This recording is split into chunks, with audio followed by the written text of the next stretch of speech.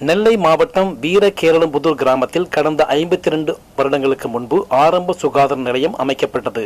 கடந்த ஆண்டு இந்த ஆரம்ப சுகாதார நிலையம் வட்டார அரசு மருத்துவமனையாக தரம் உயர்த்தப்பட்டது. கிராமத்தில் தாலுகா அலுவலகம் அருகே இந்து சமய அறநிலைத்துறைக்கு சொந்தமான 7.59 ஏக்கர் நிலம் உள்ளது.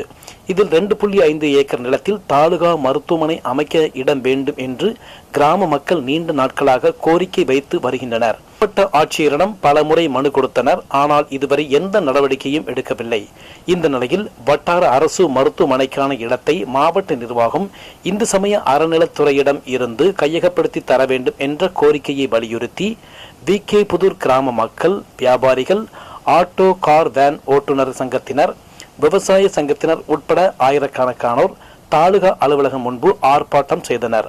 அனைத்து கடைகளும் அடைக்கப்பட்டிருந்தது. ஆட்டோ கார் வேன்கள் இயக்கப்படவில்லை.